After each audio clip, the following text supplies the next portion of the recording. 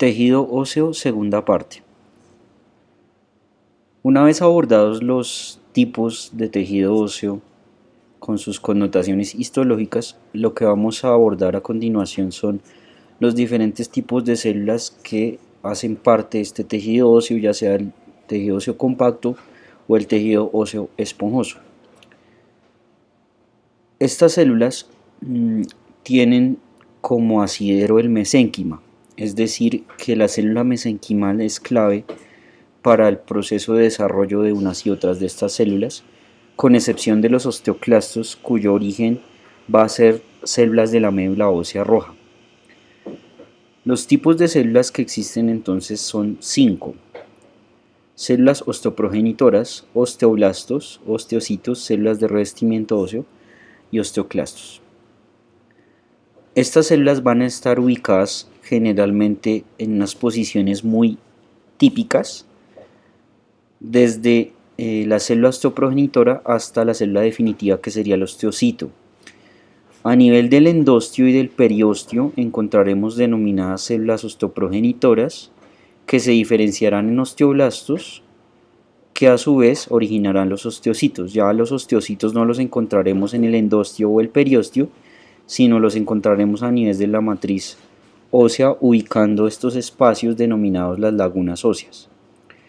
También a nivel del endostio y el periostio encontraremos el resultado final del osteoblasto por el lado no sintético de matriz, que sería el revestimiento óseo. Entonces tendremos aquí células de revestimiento del periostio y células de revestimiento del endostio procedentes de esos osteoblastos. Finalmente tendremos a los osteoclastos, que suelen estar a nivel endostio o periostio, pero procedentes de otro linaje celular, ya no de las células mesenquimales, sino de las células progenitoras de granulocitos y monocitos a nivel de la médula ósea roja. Vamos a continuación a abordar algunos aspectos generales y particulares de cada uno de estos linajes celulares. Las células osteoprogenitoras, como su nombre lo menciona, son células que van a originar a otras encargadas de la síntesis de la matriz ósea. En este proceso denominado la osteogénesis, entonces se requiere de un pool o grupo de células osteoprogenitoras que sean capaces de diferenciarse a osteoblastos. Estas células osteoprogenitoras entonces se originarán desde células mesenquimales en la médula ósea, que tienen ese carácter multipotencial. Los factores maestros clave para que se diferencie una célula osteoprogenitora desde la célula mesenquimal son el RUNX2 y el CBFA1, que lo llaman el factor fijador central alfa 1, y el RUNX2, que significa el factor de transcripción relacionado con RUNT. Entonces estos dos genes maestros incentivan la diferenciación del fenotipo de célula osteoprogenitora desde la célula mesenquimal. Estos factores entonces estimularán la expresión de genes que son característicos del fenotipo osteoblasto, es decir, que esta célula ya se predispondrá para la síntesis de componentes de la matriz extracelular ósea. Adicionalmente tendremos unos factores de crecimiento que estimularán a las células progenitoras, osteoprogenitoras, para que se multipliquen por mitosis, como los factores de crecimiento similares a la insulina, IGF-1 e IGF-2. Adicionalmente, estos también harán que se incentive la diferenciación de osteoblastos desde la célula osteoprogenitora. Estas células osteoprogenitoras, como lo mencionamos inicialmente, se encuentran en la superficie externa e interna de los huesos, a nivel del endostio, periostio y del sistema microvascular que irriga el tejido óseo. Específicamente, ¿qué parte del periostio contiene estas células? La capa profunda o interna, y el endostio, también, que recubre la cavidad medular, los conductos de Havers y los de Boltzmann respectivamente. de manera que tenemos un pool de células osteoprogenitoras tanto en el hueso compacto como en el hueso esponjoso. Los osteoblastos son células que ya son capaces de sintetizar matriz extracelular ósea.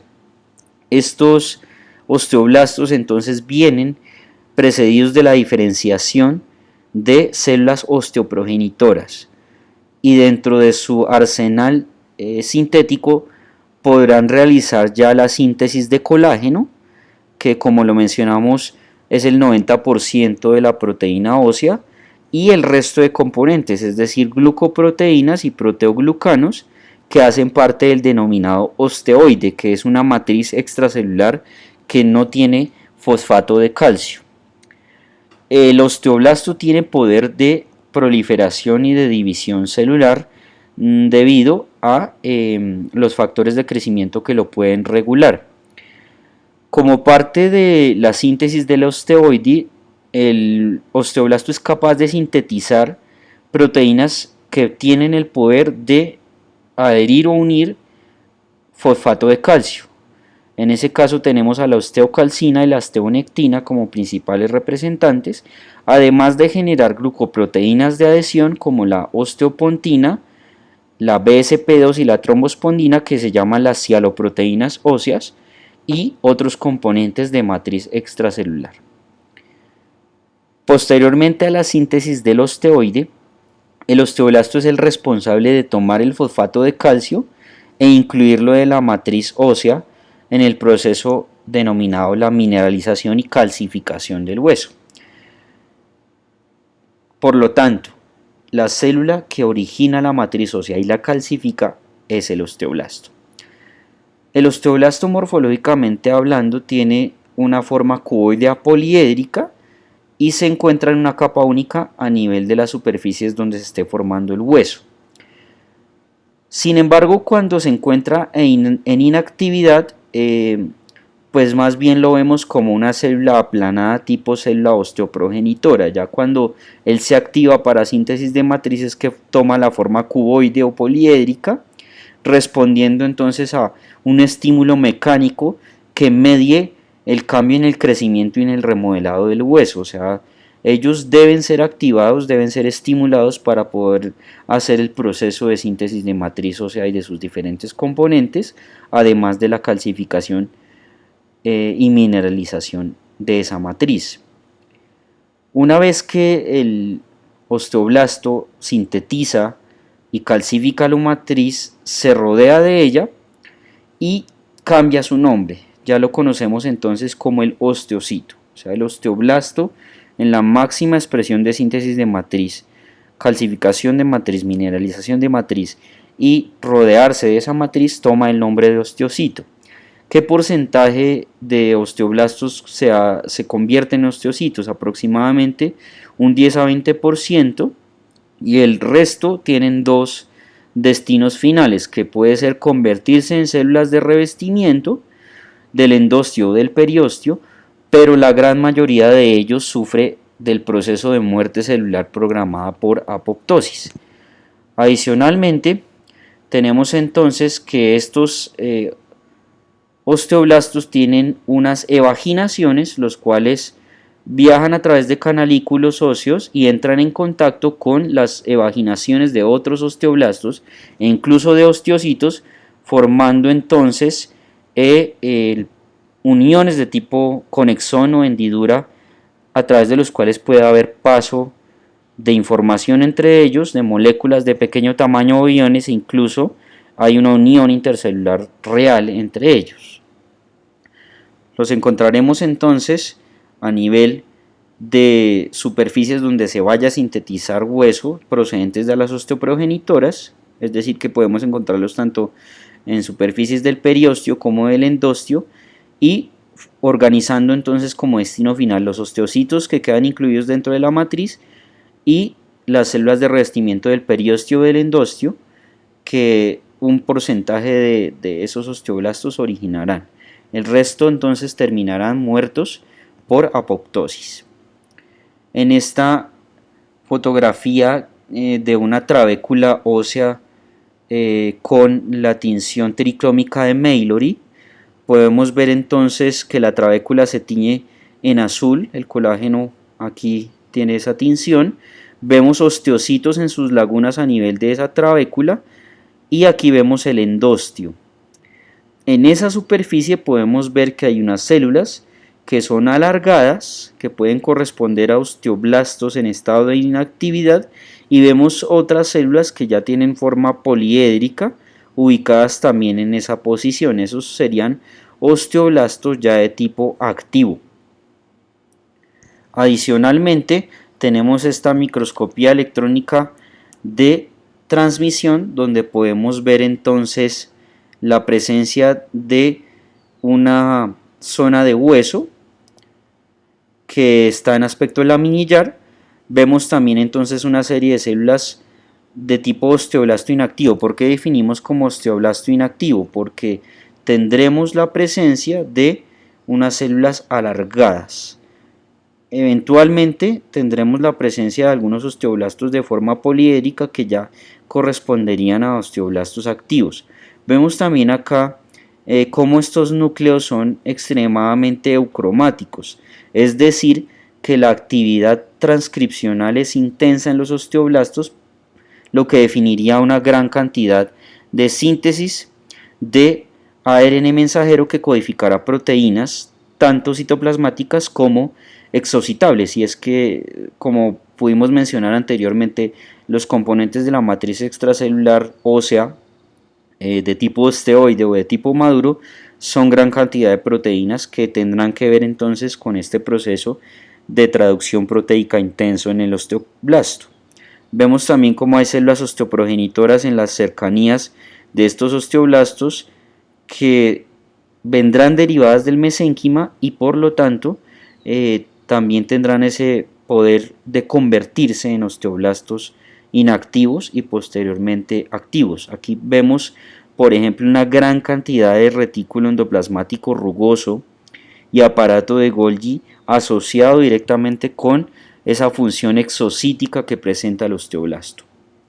Los osteocitos son las células ya maduras del hueso y, como lo pudimos dilucidar anteriormente, están rodeados totalmente por la matriz calcificada que secretó previamente esta célula al denominarse osteoblasto. Una vez que completan ese proceso de síntesis de matriz y calcificación, mineralización y se rodean, ya pierden ese nombre de osteoblasto para convertirse en osteocitos. Ese proceso de transformación desde el blasto hasta la célula madura cerca de 2 a 3 días dura, y en ese sentido el volumen de la célula se va a disminuir en un 70% en comparación con el volumen de su predecesor osteoblástico, y disminuirá también la cantidad de organelos.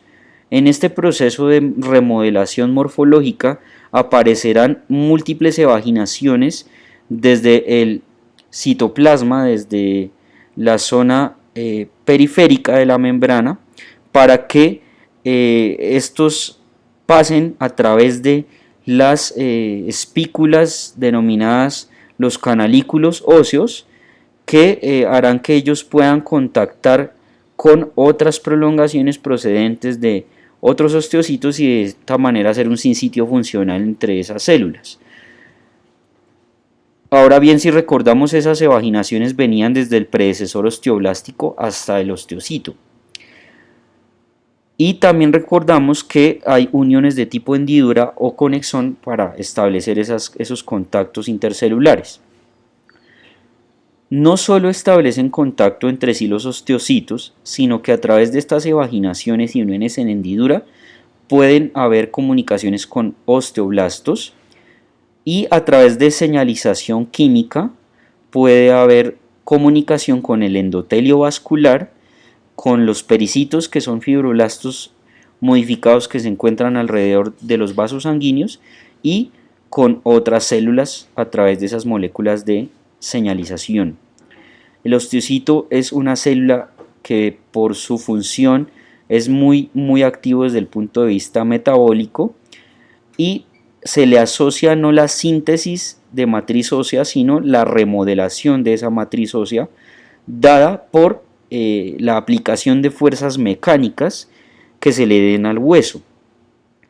Dentro de las especialidades que tiene en membrana el osteocito, no solo tenemos estas evaginaciones, sino también encontramos monocilio o cilio primario, que en este caso sirven para detectar los cambios mecánicos a nivel de la matriz y la señalización molecular que harán que él se active y produzca ese remodelado de la matriz extracelular.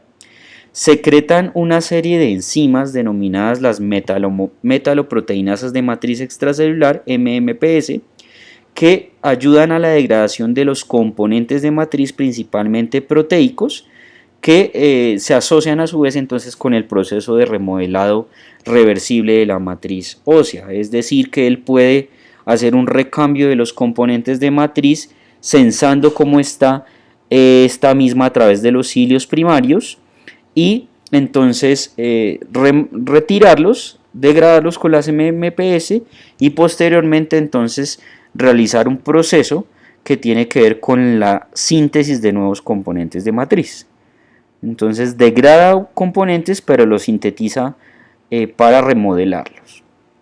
De manera que puede modificar el microambiente en el cual se encuentre a través de estímulos que provengan de la matriz extracelular y que los capten sus cilios primarios.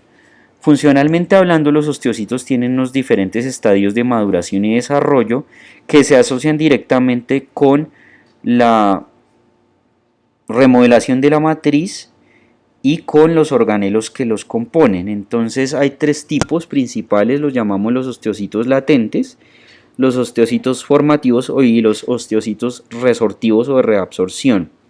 En este caso se modifica la cantidad de retículo endoplasmático rugoso y aparato de Golgi asociado entonces a la síntesis de componentes de matriz extracelular, pero también encontramos unos en los cuales aparecen de manera abundante lisosomas que se asocian directamente con la endocitosis de componentes que van a ser degradados. Eso es lo que los clasifica desde el punto de vista funcional. Todos son capaces de sintetizar matriz extracelular, pero otros son capaces de reabsorber los componentes y degradarlos a nivel lisosomal.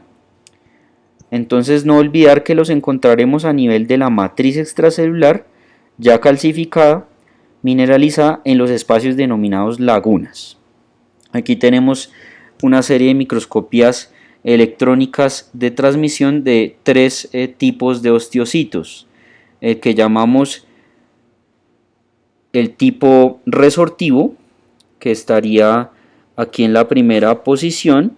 Encontramos también el tipo latente y encontramos el tipo sintético o formativo. Como podemos ver, se cambia un poco la constitución de la cromatina, se ve más eucromático un núcleo que otro de acuerdo a ese proceso de transcripción y de síntesis de componentes de matriz extracelular, y vemos también las espículas que salen, las evaginaciones que salen de ellos, y también entonces cómo se sintetizan diferentes componentes ahí a nivel de la región pericelular. Vemos que en unos hay más densidad que en otros, lo que se asocia directamente a la síntesis de cristales de hidroxiapatita y de otros componentes de la matriz. Vemos como en el resortivo hay una especie de cavitación en la cual no se ve síntesis y depósito de abundantes componentes de matriz. Se queda más marcada la laguna del osteocito acá que el depósito de osteoide y de matriz mineralizada, como en el caso del formativo y el latente que tenemos en la parte izquierda y en la parte central. También vemos cómo cambia la constitución de retículo rugoso y aparato de Golgi, que es más marcada en el formativo que en los otros tipos, y la aparición de lisosomas a nivel del osteocito resortivo o reabsortivo. La vida media de un osteocito oscila entre 10 y 20 años, es decir que son células que van a tardar muchísimo tiempo en entrar en proceso de muerte celular y de renovación. Se consideran células denominadas de población renovable pero con poca actividad mitótica, es decir, que permanecen muchos años en la fase G0 del ciclo celular y se activará esa fase G1 hasta pasados muchos años. Y la forma en cual ellas se recambian es a través de degeneración, apoptosis, algunas muy pocas llevarán a un proceso de muerte celular por necrosis, también denominado senescencia celular, pero la gran cantidad de ellos entonces tendrá muerte programada por apoptosis. Con el paso de los años cambia el porcentaje de osteocitos que tenga un ser humano. A nivel de los primeros años de vida, el porcentaje de osteocitos con respecto al resto de células óseas es aproximadamente un 1%, mientras que llegando a etapas avanzadas el porcentaje llega casi a un 70-75%, lo que directamente se asocia al proceso ya de maduración y senescencia del hueso. En cambio, en los niños tendremos el proceso de osificación endocondral e intramembranosa, donde evidentemente primará otro tipo de células antes de la célula madura. Las células de revestimiento óseo entonces proceden de los osteoblastos, que no se diferencian a osteocitos y se quedarán tapizando el tejido óseo que no esté en fase de remodelado. Harán parte entonces de las superficies del periósteo y del endostio, denominándose así. Las ubicadas en la superficie externa, células del periósteo, y las de tapizamiento o recubrimiento de la superficie interna de las trabéculas óseas se denominarán células del endostio. Forman una serie de epitelio planos simples, si así lo podemos llamar, y son células alargadas, aplanadas, con poco citoplasma y escasos organelos, dado que su actividad es muy baja. Tienen evaginaciones también para entrar en contacto entre ellas a través de uniones de tipo hendidura, y su función no está claramente catalogada, aunque se considera que intervienen en el mantenimiento y soporte nutricional de los osteocitos, que ya están incluidos en la matriz ósea, y regulan también el movimiento del fosfato de calcio desde y hacia el hueso. Solo que esta función no está muy bien estudiada, pero es una hipótesis. Los encontraremos entonces a nivel endóstico y a nivel perióstico, formando esa superficie de recubrimiento. Aquí tenemos una microscopía de campo claro con una tinción tricrómica, donde podemos ver entonces una trabécula de hueso, una cavidad medular y una matriz ósea. Vemos que son células entonces alargadas y acompañantes de otras como los osteoblastos, en este caso un osteoblasto activo, y las células llamadas también osteoprogenitoras. Vemos acá en esta microscopía electrónica de transmisión entonces que se ubican cerca de las regiones de remodelado de matriz ósea. Aquí tenemos un par de laminillas, vemos ese núcleo mixto en cromatina y vemos también entonces cómo entran en contacto unos entre otros a través de uniones de tipo hendidura. Finalmente, los osteoclastos son unas células que son procedentes de la médula ósea. Se derivan de la fusión de las denominadas células progenitoras hematopoyéticas de granulocitos macrófagos, las llamadas CFU-GM. Estas células se fusionan a nivel de la médula ósea y posteriormente se dirigen a sitios de resorción ósea o de degradación ósea, que irán cavitando hasta convertir esto en una verdadera laguna muchísimo mayor en tamaño que los conductos de Haars, denominadas las lagunas de Hauship o lagunas de resorción ósea. Este proceso está directamente asociado con el remodelamiento óseo y entonces tendrán un papel conjunto con los osteocitos en ese proceso. Unos se encargarán principalmente de resolver la matriz, los osteoclastos, y otros la sintetizarán nuevamente, es decir, los osteocitos. Los encontraremos entonces en zonas que requieran remodelado, como a nivel endóstico o perióstico, y tendrán un estado de inactividad y otro de actividad dado por factores hormonales principalmente. Aquí en esta microscopia óptica con tricrómico de Mallory vemos entonces una espícula ósea con su endostio y algo de matriz extracelular ya madura, y en la parte externa tenemos la médula ósea. Vemos células de revestimiento del endostio, vemos algunas osteoprogenitoras, y aquí lo que hay que resaltar es que el osteoclasto es una célula multinucleada. A diferencia de las otras 4 que vimos previamente, esta tiene varios núcleos, y esto se explica debido a que procede de la fusión de varios progenitores hematopoyéticos. Entonces es una célula grande en tamaño con respecto a las otras, y usualmente en estado activo veremos que empieza a excavar a nivel de el hueso de la matriz ósea la laguna de resorción ósea o de House-Ship. Para que un osteoclasto se genere desde las células progenitoras en la médula ósea, es necesaria la aparición de unos factores maestros transcripcionales como el CFOS y el factor nuclear kappa beta.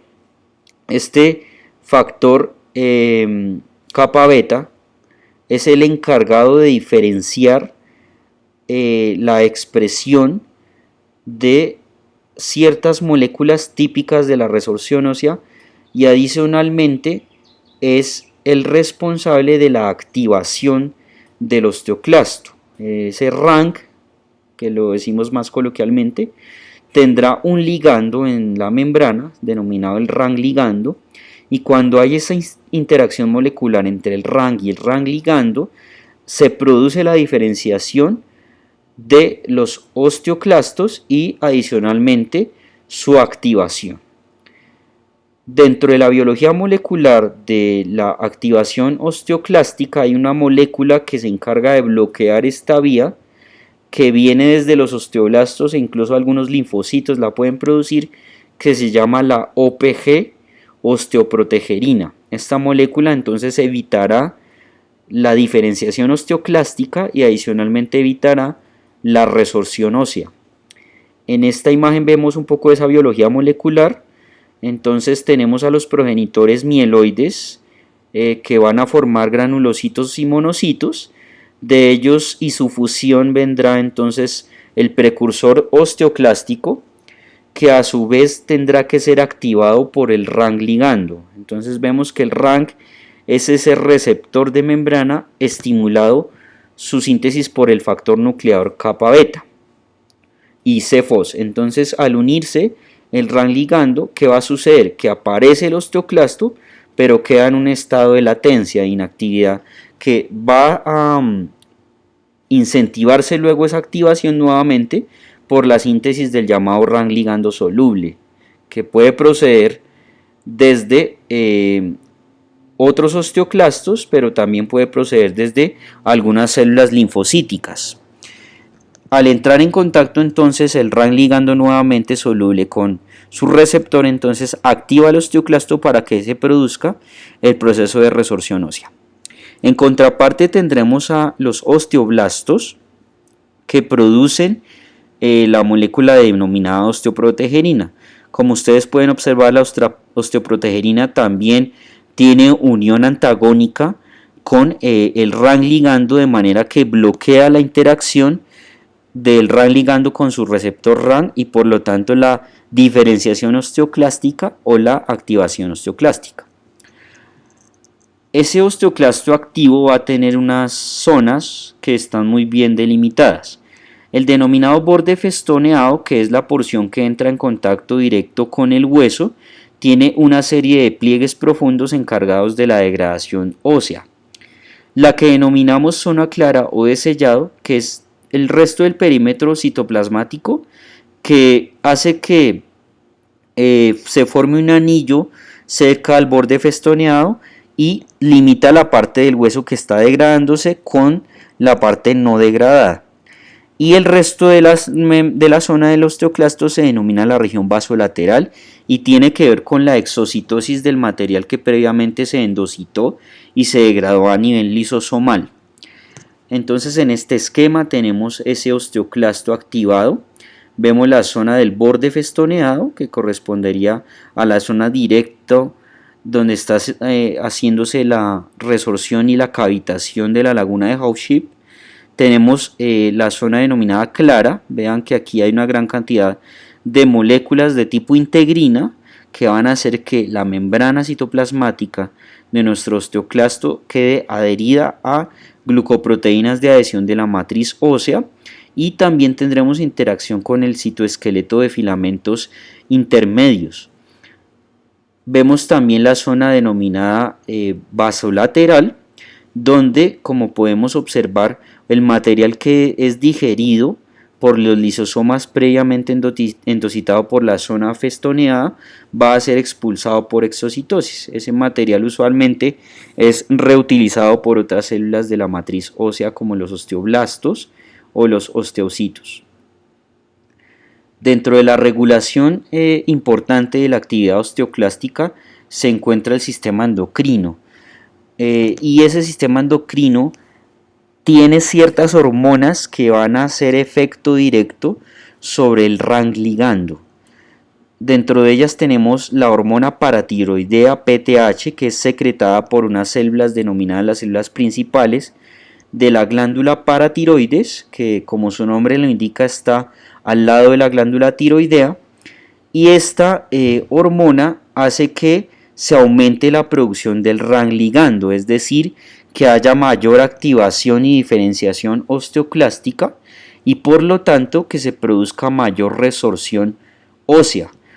Por lo tanto se comprende que la PTH es una hormona que es elevadora de los niveles de calcio y de fosfato en sangre, es decir, una hormona hipercalcemiante. Los estrógenos, que son producidos a nivel principalmente ovárico o a nivel de la suprarrenal, van a suprimir la síntesis de RANG ligando, es decir, que disminuyen la tasa de resorción de los osteoclastos y su diferenciación. Esto explica por qué cuando las mujeres llegan a la parte de menopausia y climaterio, aumentan su riesgo de desarrollo de osteoporosis, dado que tienen menor cantidad de producción estrogénica, lo que a su vez entonces haría que aumente la producción del RANG ligando y por lo tanto se activen más los osteoclastos. En el caso masculino no ocurre de la misma manera porque los andrógenos son inhibidores de la síntesis de RANG ligando y por lo tanto disminuiría la actividad osteoclástica. De esta manera no hay pérdida de andrógenos en los hombres con el paso de los años y por lo tanto la tasa de osteoporosis en varones será muchísimo menor que en mujeres. Por otra parte tendremos también a la calcitonina. La calcitonina es una hormona que se secreta en la glándula tiroides, en los folículos. Hay unas células que se llaman las células foliculares, las encargadas de producir la tiroxina y la triotironina, y también tendremos a las que llamamos células parafoliculares o células C. Estas células producen esta hormona peptídica que tiene efecto de reducción de la actividad por parte de los osteoclastos, es decir, que ellos suprimen la producción de RANG ligando. La calcitonina entonces es una hormona que se considera hipocalcemiante, es decir, que se activa cuando los niveles de calcio y fosfato en sangre son elevados, de manera que disminuiríamos la tasa de resorción con miras a que el calcio tampoco se eleve más allá de la cuenta. Ahora mencionaremos unos aspectos asociados con el origen óseo, con la formación ósea. Y tenemos entonces los procesos de osificación como protagonistas en este sentido. El primer proceso se denomina la osificación intramembranosa. Este proceso es importante porque hace parte del origen de huesos de tipo plano y tipos de hueso irregulares. Es un proceso que inicia durante la etapa prenatal, durante el periodo específicamente embrionario tardío, es decir, en la octava semana de desarrollo, y lo hacemos dentro del tejido conectivo del mesodermo, el mesénquima. Aparecen entonces en ese mesénquima los denominados centros de osificación primarios, en los cuales células mesenquimales se pueden diferenciar a través del CBFA que mencionamos previamente, en células osteoprogenitoras que tienen ya características de osteoblasto temprano, por lo tanto, diferenciados constituirán ya un osteoblasto maduro y se iniciará la secreción del osteoide que posteriormente se mineralizará, convirtiendo a los osteoblastos en osteocitos una vez que esa matriz los rodee. En este esquema vemos el proceso de formación entonces de un núcleo de osificación primario. Tenemos a las células mesenquimales, las cuales se diferencian por CBFA1 a células osteoprogenitoras. Las osteoprogenitoras se diferencian a osteoblastos que inician el proceso de secreción de matriz. Y ya sea por vía de formación de hueso compacto o de hueso esponjoso, constituirán ya las capas óseas previamente descritas y finalmente parte de esas células osteoblásticas originarán células de revestimiento, constituyendo ya el periósteo y el endostio. Luego viene un proceso en el cual deben aparecer osteoclastos desde la médula ósea que originarán la cavitación de lagunas de Hauship para posteriormente generar las cavidades medulares donde hará parte entonces la médula ósea y se vascularizará esa zona de manera abundante. Entonces es una contraparte este proceso entre origen de hueso desde células mesenquimales de manera directa versus una regeneración y degradación con osteoclastos para que quede el hueso definitivo maduro. Aquí tenemos entonces un ejemplo de un proceso de osificación intramembranosa en hematoxilina de eosina. Vemos entonces cómo hay gran cantidad de núcleos acá que corresponden a células mesenquimales, células osteoprogenitoras, blastos activos o inactivos, y finalmente citos como estos que ya quedan incluidos dentro de la matriz, y vemos cómo se va organizando ese osteoide y se van cavitando zonas para ir haciendo lo que conoceremos como hueso compacto o hueso esponjoso. Pero aquí lo más relevante que se debe comprender es que el origen del hueso es directo desde el mesénquima, sin tener como molde un cartílago hialino que ocurre en el proceso denominado osificación endocondral. A nivel de osificación endocondral entonces tenemos que las células mesenquimales proliferarán, pero se diferenciarán en condroblastos, ya no en células osteoprogenitoras como en el caso de la osificación intramembranosa, y por lo tanto iniciaremos con un proceso de origen de cartílago hialino. Esa MEC cartilaginosa hace un molde que tiene la forma definitiva del hueso que va a salir de él, de ese molde, y esto le pasa principalmente a los huesos largos y a los huesos cortos. En sí los huesos irregulares presentan algo de osificación endocondral y algo de osificación intramembranosa, entonces se consideran de origen mixto en cuanto a las osificaciones. Este modelo de cartílago va a tener entonces un crecimiento intersticial y por aposición. Si ustedes recuerdan, cuando hablamos del cartílago hialino, el cartílago tiene dos tipos de crecimiento, uno que se llama aposición, es decir, sobre un cartílago en la periferia se va depositando un cartílago más abundante, lo que va a ocasionar que el cartílago crezca a lo largo, a lo ancho, y el crecimiento que es dentro del mismo cartílago, dentro de la matriz que se formó previamente, al cual le conocemos como crecimiento intersticial. Entonces, durante el proceso de formación de hueso endocondral tendremos este crecimiento intersticial y aposicional para originar el molde de cartílago hialino, que después tendrá que ser reemplazado por tejido óseo. Para que eso ocurra, entonces Algunas células que están en el pericondrio, recuerden ustedes el tejido conectivo que rodea un cartílago hialino, originan osteoblastos, es decir que debe haber una diferenciación celular desde ese pericondrio y aparecerá ya el periósteo. El periósteo ya es diferente al pericondrio en cuanto a constitución histológica y celular se refiere, y empezamos a producir una hipertrofia de los condrocitos, posteriormente una síntesis de osteoide y una calcificación del osteoide. Con este evento, ¿qué sucede? Que los condrocitos van a morir, esto dado que, si ustedes recuerdan, ellos se nutren por el proceso de imbibición, y al no tener una adecuada imbibición por esa matriz calcificada van a morir.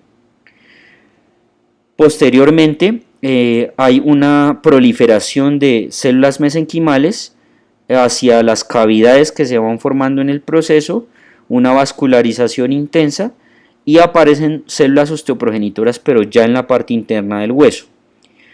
También las células madre hematopoyéticas entonces darán origen a la médula ósea a medida que el proceso va avanzando. El cartílago calcificado se va perdiendo y se va eliminando, y a nivel interno entonces se generarán de esta forma las trabéculas o espículas óseas. Finalmente, el desarrollo final consiste en que haya una diferenciación intensa de osteoprogenitoras a osteoblastos, lo que desembocará entonces en la síntesis del osteoide y la calcificación a nivel de las trabéculas. Entonces iniciamos con el proceso de formación de hueso compacto, lo concluiremos con la formación de hueso esponjoso. Aquí vemos entonces el ejemplo de este proceso de osificación endocondral a nivel de un hueso largo. Tenemos el molde, posteriormente la zona diaficiaria del molde es la que empieza el proceso de osificación a nivel externo. Luego penetra la vascularización, hay diferenciación de células osteoprogenitoras y se originarán las trabéculas en el hueso esponjoso diaficiario. Luego se produce la persistencia del cartílago a nivel de las dos diáfisis, y esa zona garantizará que el hueso siga creciendo a lo largo, o sea, la diáfisis termina de estar totalmente osificada durante la infancia y las epífisis quedan cartilaginosas para asegurar el crecimiento a lo largo de ese hueso. La zona que garantiza que haya un crecimiento longitudinal intenso se llama el disco epifisiario, que puede ser observado a nivel de las metáfisis, y ese proceso dura un poco de años adicionales, es decir, hacia los periodos de adolescencia tardía. En mujeres el proceso cesa alrededor de los 15 a 16 años, en los varones estará aproximadamente hasta los 20 años. Como podemos ver, secuencialmente se va vascularizando de manera más intensa tanto la diáfisis como la epífisis, y desaparece el disco epifisiario dejando un recuerdo anatómico que se denomina la línea epifisiaria. Aquí vemos en esta microscopía de campo claro con Mallory una formación de hueso endocondral. Entonces vemos cómo este cartílago previamente constituido se va perdiendo, los condrocitos se hipertrofian y después, al sintetizarse matriz ósea, se mueren por un proceso de pérdida de su imbibición, y le da paso entonces el cartílago a la matriz ósea, donde encontraremos los osteocitos en sus lagunas. Donde haya cartílago significa que todavía hay posibilidad de osificación endocondral. El proceso de osificación endocondral inicia más tardíamente que el proceso de osificación intramembranosa. En este caso, este proceso inicia durante el periodo fetal, en el segundo trimestre de ese periodo prenatal, y continúa después de nacer, incluso hasta el principio de la vida adulta, es decir, la adolescencia tardía. La única zona donde quedará cartílago después de completar el proceso de osificación será en las zonas denominadas los cartílagos articulares. Previamente comentamos que el cartílago epifisiario permitía el crecimiento del hueso a lo largo, pero una vez cerrado ese proceso, entonces quedará solamente el cartílago hialino. El cartílago entonces epifisiario tendrá unas zonas que son importantes desde el punto de vista funcional. Las denominamos la zona de reserva, donde no hay proliferación de condrocitos, la zona de proliferación, donde los condrocitos sí se dividen y hacen síntesis de matriz cartilaginosa, la zona hipertrofia, donde los condrocitos aumentan de tamaño y empiezan a sintetizar el factor de crecimiento del endotelio vascular, que hará que empiece el proceso de invasión vascular desde el periósteo. La zona de calcificación, donde empezamos la síntesis de matriz ósea, esta se calcifica e impide que los condrocitos sigan creciendo y se pierdan en ese proceso. Y finalmente la zona de resorción, donde aparecen las células osteoprogenitoras que invaden el cartílago, lo tallan y empiezan a originar a los osteoblastos, que finalizarán con el depósito de osteoide calcificado. Aquí las podemos ver entonces. Toda esta sería la zona del disco epifisiario y encontramos varias regiones asociadas. La zona que llamamos de cartílago resorbido, la zona proliferación, la zona hipertrófica, la zona de calcificación y la zona de resorción. Miren que ya en la zona de resorción desaparece el cartílago para darle cabida ya al tejido óseo en desarrollo. En el proceso de crecimiento del hueso a nivel endocondral es importante entonces el espesor de ese disco epifisiario, que usualmente mientras esas denominadas fisis estén abiertas, pues va a tener un espesor más o menos constante hasta que se llegue a la adolescencia tardía y por acción hormonal ese disco empieza a ser reemplazado por hueso de manera definitiva. La cantidad entonces de nuevo cartílago producido versus la cantidad de cartílago resorbido en la zona de proliferación versus la zona de resorción debe ser equivalente durante el proceso de crecimiento, pero una vez que se ha llegado a esa parte limítrofe de crecimiento, entonces será mucho mayor la resorción que la producción de nuevo cartílago. Ese cartílago resorbido entonces será por lo tanto reemplazado por hueso, y como está en el interior del hueso, pues hablaremos de reemplazo por hueso esponjoso.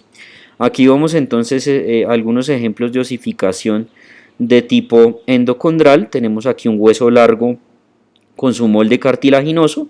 Vemos aquí cómo ya la diáfisis presenta una osificación. Tenemos ya las cavidades medulares llenas de médula ósea roja y amarilla. Vemos el disco epifisiario en esta zona y vemos cómo la epífisis principalmente está aún cartilaginosa.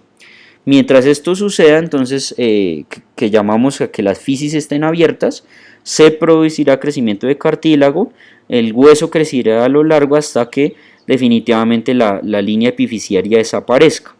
Aquí tenemos también otro ejemplo.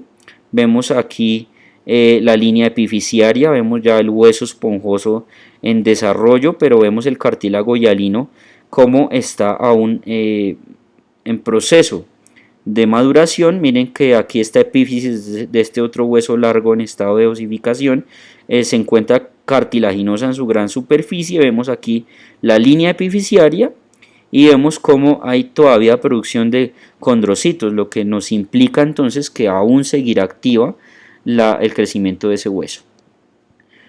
En el proceso de desarrollo del hueso y tallaje de los sistemas de Haber dentro de esas zonas, tenemos las unidades de remodelado óseo. O sea, una vez que es producido el hueso, este debe tener entonces a nivel compacto la presencia de los sistemas haversianos. ¿Cómo se produce entonces el tallaje de un sistema haversiano desde ese hueso que aún no ha sido remodelado? Entonces tenemos que se sintetizan las laminillas concéntricas y laminillas intersticiales, y aquí habrá una zona que denominamos el cono de corte. En el cono de corte vemos cómo los osteoclastos empiezan a tallar una figura, como su nombre lo indica, en forma de cono, con un vértice que después será invadido por osteoblastos. Entonces hay un tallaje inicial de una laguna de resorción que después se verá invadida por osteoblastos. Esos osteoblastos empezarán la síntesis de matriz de manera circunferencial, formando laminillas concéntricas, y poco a poco entonces se van sintetizando cada vez más y más laminillas hasta formar en el centro el conducto de Haber, que queda recubierto por células del endostio. Si ustedes recuerdan, los osteoblastos se pueden volver células de revestimiento, lo que explica entonces que primero tenían esa función sintética de matriz y simplemente después quedan convertidos en células de revestimiento para el conducto de Haber. Este proceso entonces se da siempre que haya remodelado de hueso y se requiera en constitución o construcción de nuevos sistemas de Haber u osteonas.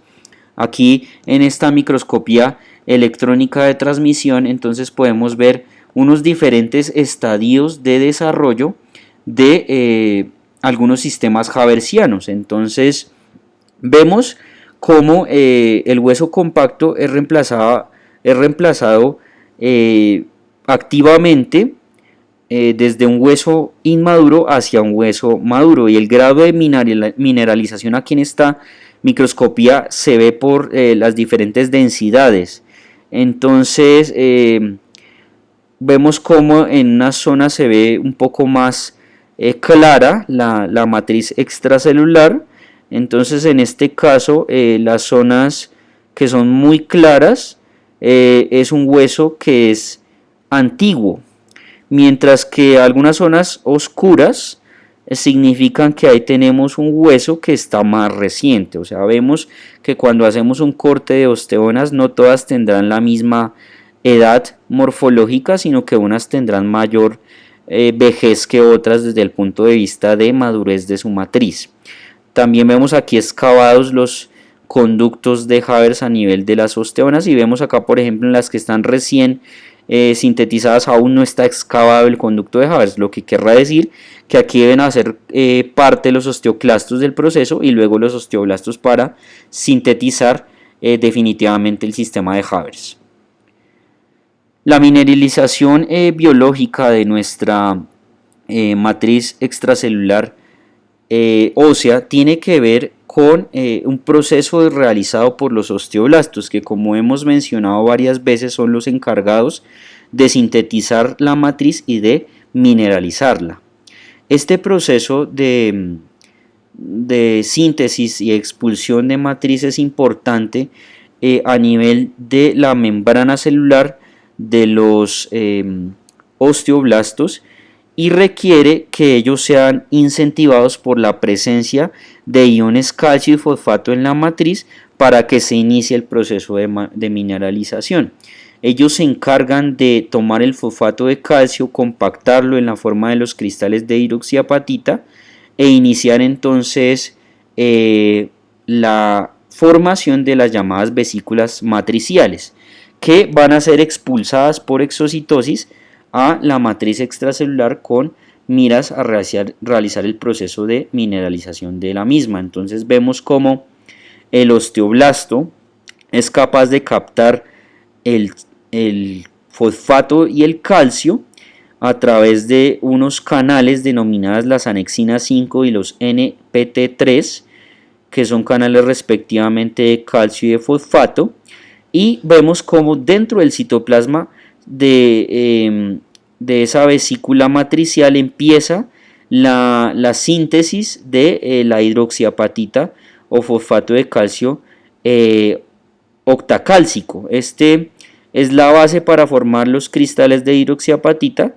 que posteriormente deben ser exocitados en esa vesícula matricial para que hagan parte ya después de la osteonectina, la osteocalcina, la osteopontina, que serían proteínas fijadores de estos minerales, y dar definitivamente la mineralización de la matriz. Entonces esta vesícula matricial se encarga de sintetizarla el osteoblasto. Él la deja en la matriz debe ingresar el fosfato de calcio. Posteriormente entonces se hace el acople para formar entonces la hidroxiapatita, que es expulsada de la vesícula de matriz para unirse a las glucoproteínas de adhesión. Aquí tenemos entonces una microscopía electrónica de transmisión que nos está mostrando el osteoide con los denominados nódulos mineralizados.